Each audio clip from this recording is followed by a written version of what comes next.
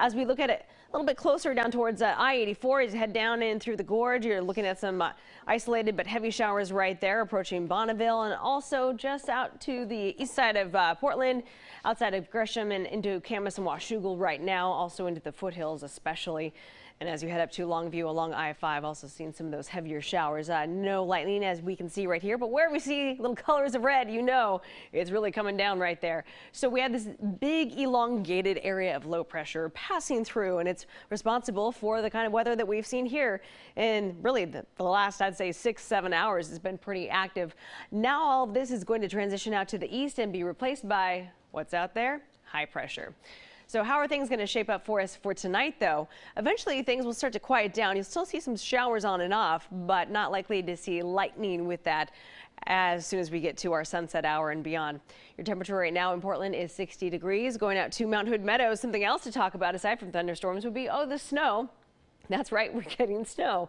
But this is the kind of snow that's fun to look at. It's at 5,000 feet right there. Something that we can measure as well, but this is not going to last long. It's going to pretty much be gone by the time we get to tomorrow afternoon. 53 right now in the gorge, and you can see big sheets of rain coming through as you look out towards the east, lowering visibility as it comes through. And over to Lincoln City. Great. This is where you want to be, right? Plenty of sunshine out there, and really you have plenty of sunshine around a good chunk of our state, just with the showers moving through and in between. But a nice break from the rain right there in Lincoln City. Now, what's ahead for us for the next few hours? Again, showers on and off. The most active weather will be settling down here tonight. Tomorrow morning, about 9-10 o'clock in the morning, isolated sprinkle or two could be passing through at the start of parade time, about 10 o'clock. But for the afternoon, clearing out, and we're on our way to seeing a few more clouds in the mix on Sunday, but much warmer. We're talking about another 10-15 degree jump.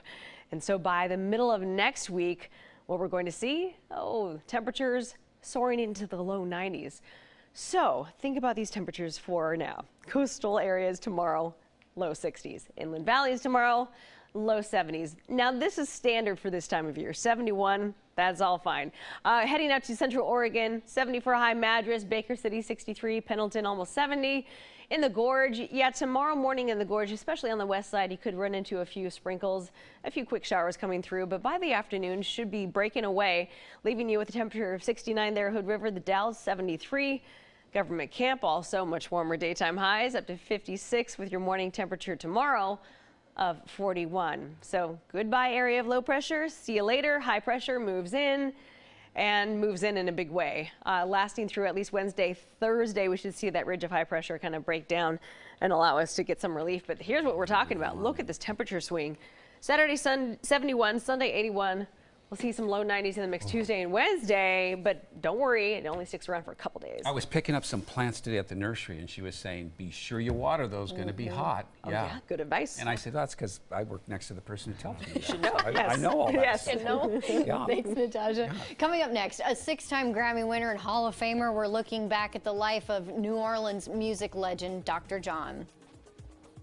Have more fun for less cash with the KOIN 6 Northwest Fun Pass. 9 great attractions, one incredible price. Go to nwfunpass.com for details.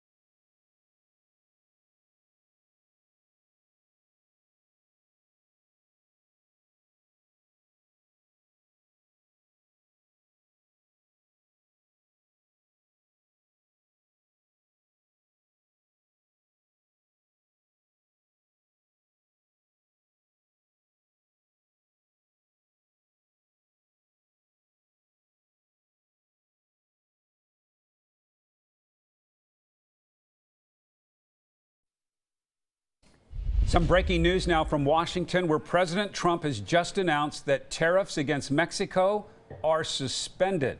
That's because the president says the United States reached a signed agreement with Mexico saying the country agreed to take strong measures to stem the tide of immigration through Mexico and to our southern border.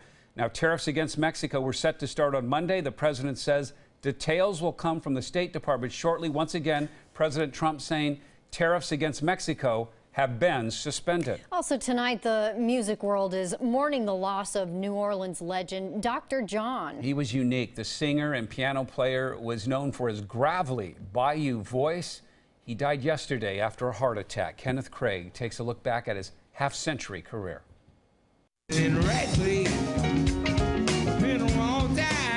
He famously sang about being in the right place at the wrong time, but Dr. John's career proved he was, more often than not, in the perfect place at the perfect time. He fused voodoo funk, psychedelic rock, and his New Orleans roots to create a sound that won him 6 Grammy Awards and an induction into the Rock and Roll Hall of Fame. His voice is one of the most recognizable in the world. Dr. John was born Malcolm John Rebenak, and he began his career as a guitarist, learning from the greats in New Orleans like Professor Longhair and Art Neville. He made the piano his main instrument around 1960 after his ring finger on his left hand was damaged in a shooting incident in Mississippi. He moved to Los Angeles, where he developed his own persona, Dr. John, the Night Tripper. And now you go home. He recorded around 35 albums in his half-century career and collaborated with the Grateful Dead, the Rolling Stones, and Van Morrison. As a musician, he says he focused on keeping his music fresh. Anything that ain't changing in music in some way is dead. And who wants to listen to dead music? I mean. And to his fans, his music was very much alive. Kenneth Craig, CBS News, New York. Coming up at 6 o'clock, a new exhibit opens up at a popular Portland attraction where you can find a celebration of cultures from both sides of the Pacific.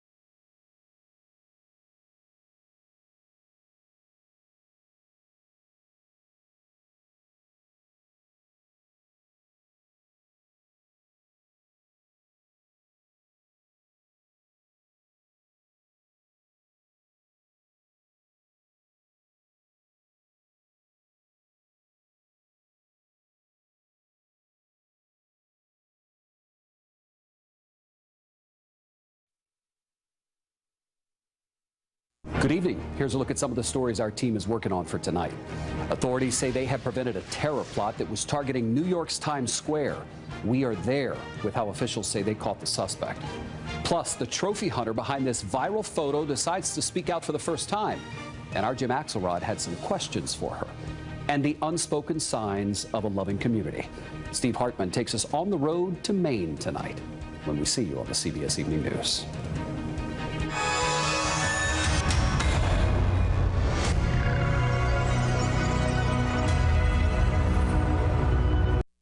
Now at 6, a warning in Multnomah County after a report that a stranger tried to lure an 11-year-old girl into his car. What we're learning about today's encounter. Plus, I don't feel like she left on her own, and she wouldn't leave her kids. a family left with more questions after authorities confirm a recently discovered body belongs to a woman who went missing 4 years ago. And students walk out of a Southwest Washington high school. Why they say they're standing in solidarity with one of their classmates. Live from the KOIN Center in downtown Portland, this is KOIN 6 News. Watching out for you.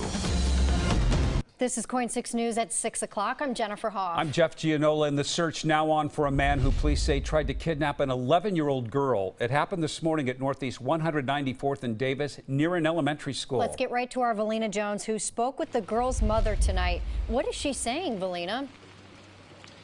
Well, Jennifer and Jeff, that mom did not want to go on camera, but tells me that her daughter is traumatized tonight and that she will be spending the night taking care of her daughter and just trying to comfort her at this time. All of this happened right behind me near a school. Gresham police say the 11-year-old was approached early this morning by an older man in a red sedan near the intersection of Northeast 194th and Davis Street. That's right by Davis Elementary and Davis Park. Neighbors say it's pretty unsettling to hear this happened in an area where a lot of kids spend their time. I have, kids of my own, and it's pretty scary being just right across the street from it. And you can't really trust anybody nowadays. Now, police are working to learn more details. So far, we know the man who approached the girl is described as an older white man with blonde hair, a beard, and a facial tattoo. Now, police are still looking for this man tonight. Anyone with information is asked to contact the Gresham Police Department. Live in Gresham, Valina Jones, KOIN 6 News. All right, Valina, thank you. Also tonight, we found out the bones found near Chinook Landing Marine Park in Fairview are those of a missing mother. Multnomah County deputies tell us that they made a match and now know Tiffany Bettis is no longer alive. Our Lisa Balick has been covering this story. She joins us now live at the park with the new information. Lisa? Well, someone walking by here just a couple of weeks ago over in that area spotted some skeletal remains and called 911. Tiffany Bettis, a mother of 3 young children, was 43 years old when she vanished in March of 2015, last seen at a Gresham motel. She had a home in Fairview and a home with her husband in Roseburg.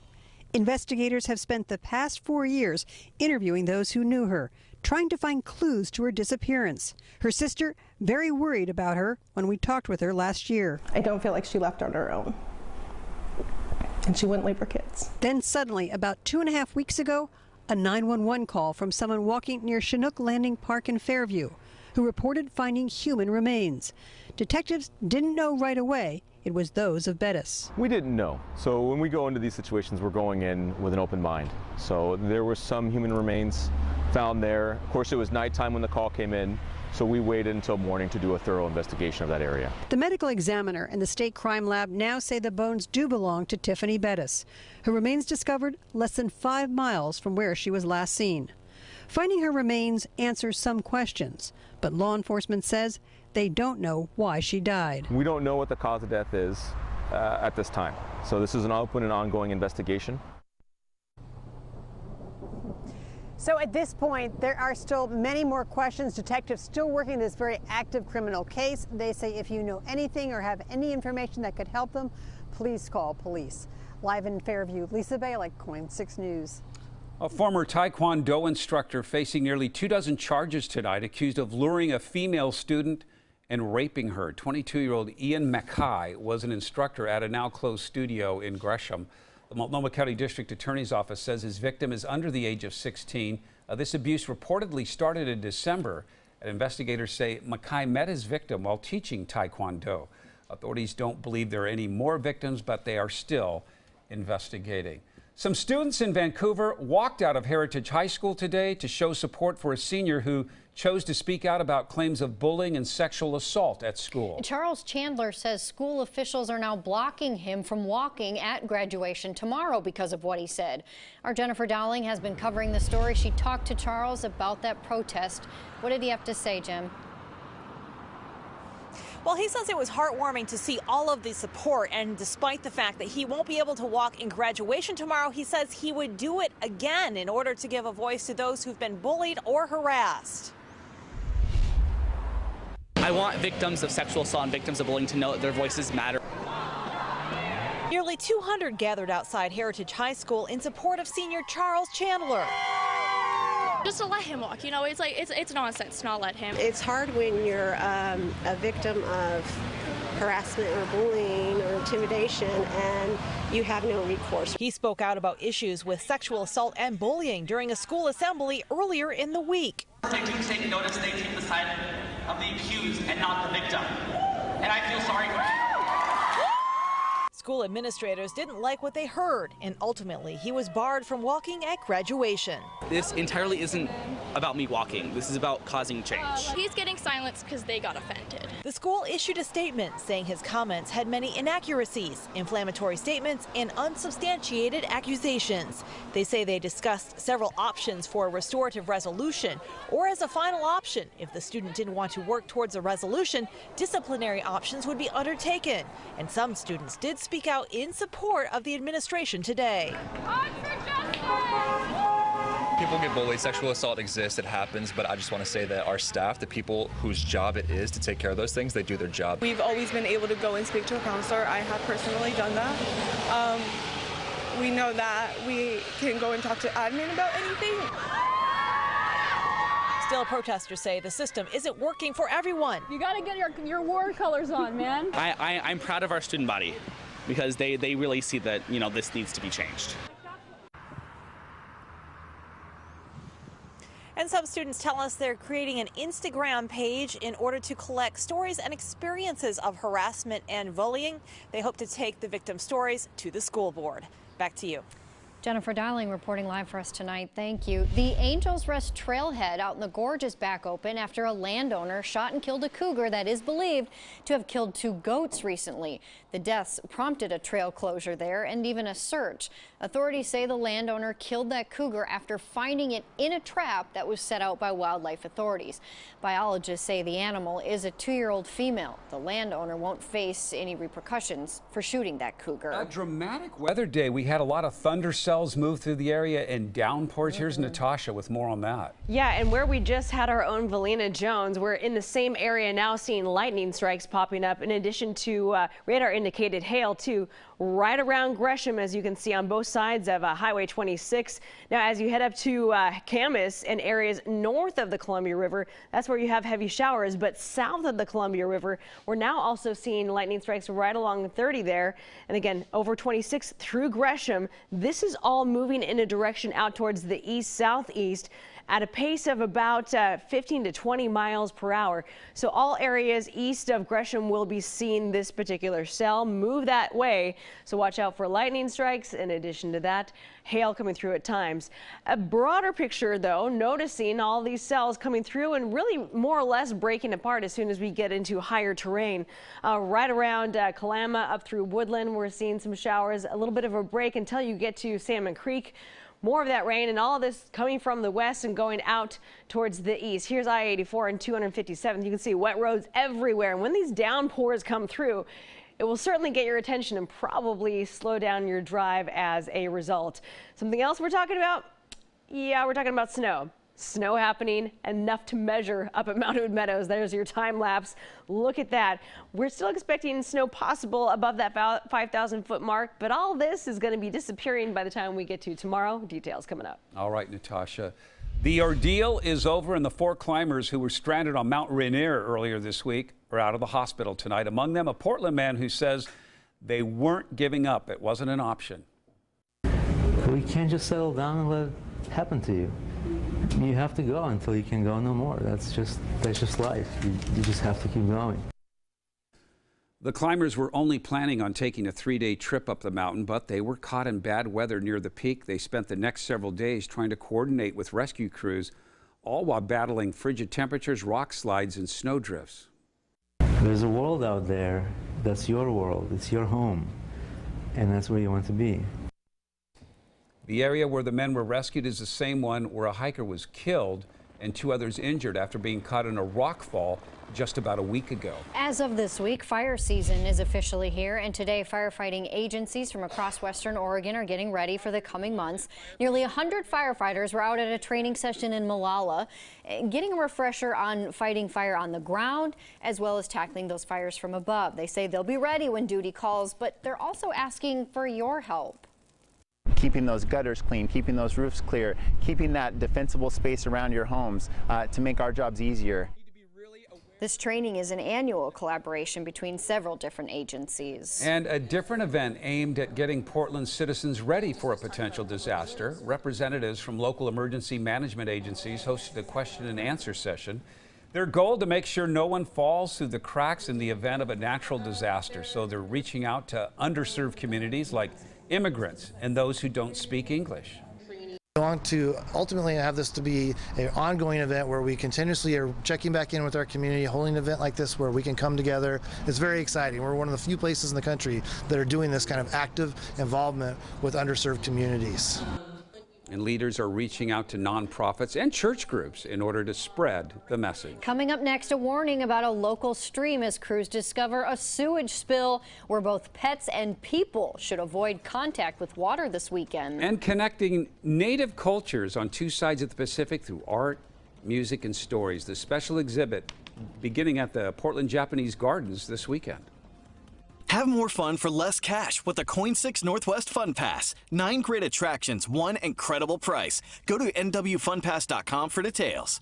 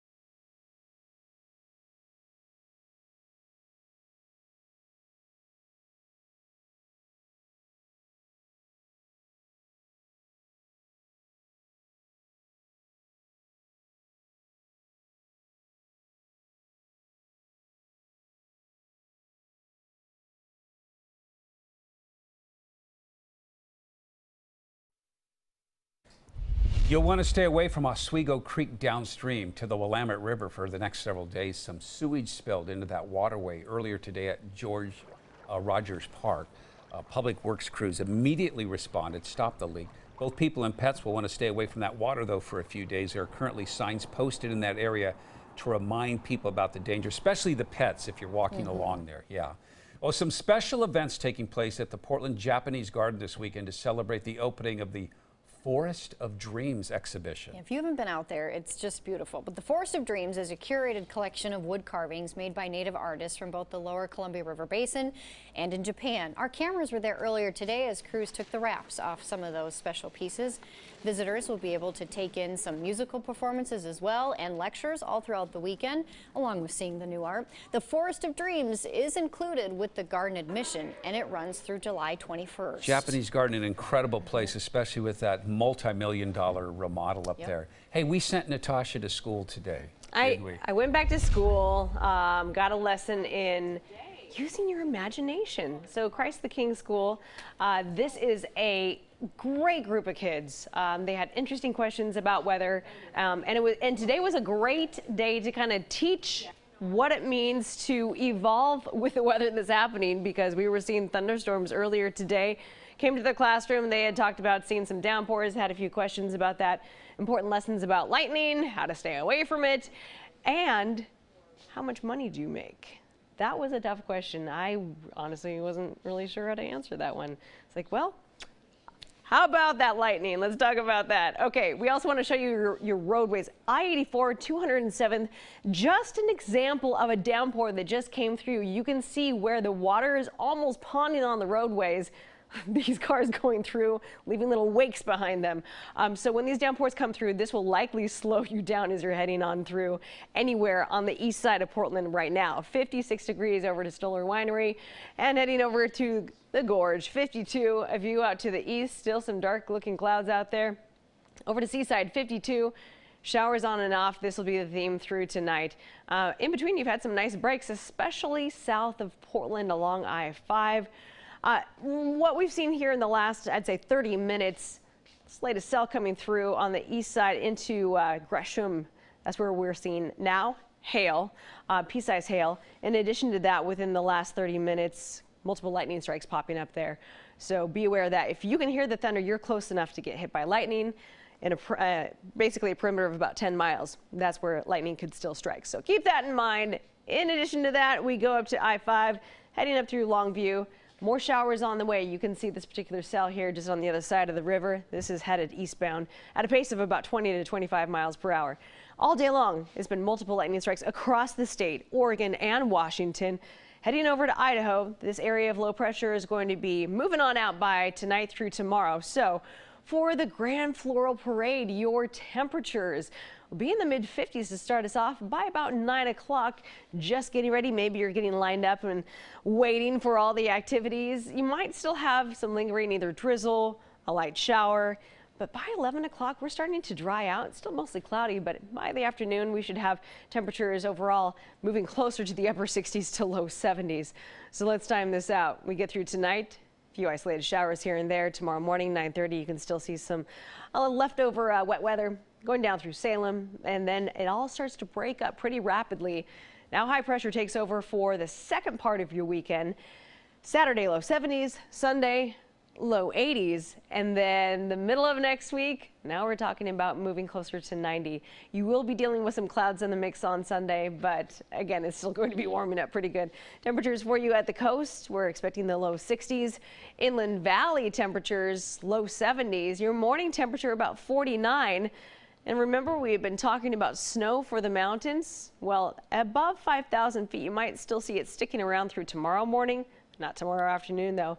Over to Central Oregon, 70 for you, Madras Bend, 66. And moving into the Gorge, starting off the morning with a few isolated showers. Not so much over towards the Dalles, but Hood River, Cascade Locks, over to Bonneville. You'll still probably have some morning lingering showers by the afternoon. Partly cloudy skies, temperatures in the upper 60s. The Dalles up to 73, more sunshine there. Government Camp, starting off the morning right around 41. The afternoon, 56. And again, areas above 5,000 feet in the morning, you might still see some of that snow that we got over the last 24 hours, but Any precip that arrives tomorrow morning, well, the temperature's changing. We're starting to warm up. There it goes. Bye-bye, area of low pressure. High pressure moves on in and really sticks around through at least Wednesday. But after Wednesday, we see this ridge kind of breaking down. So indicating to us that temperatures are not going to continue to max out above the 90s. We're going to kind of slow things down and eventually get a little bit of a cool down for the end of next week. So here we go on a wild ride. 84 for you on Monday, Tuesday up to 90, 93 possibly by Wednesday. But don't worry. Friday, you got 79. Yeah, just 2 days in the 90s here. Hot. Yeah. Then back to kind of nicer weather. Still a warm week, though. Yeah. Thanks, Natasha. We'll be right back, everybody.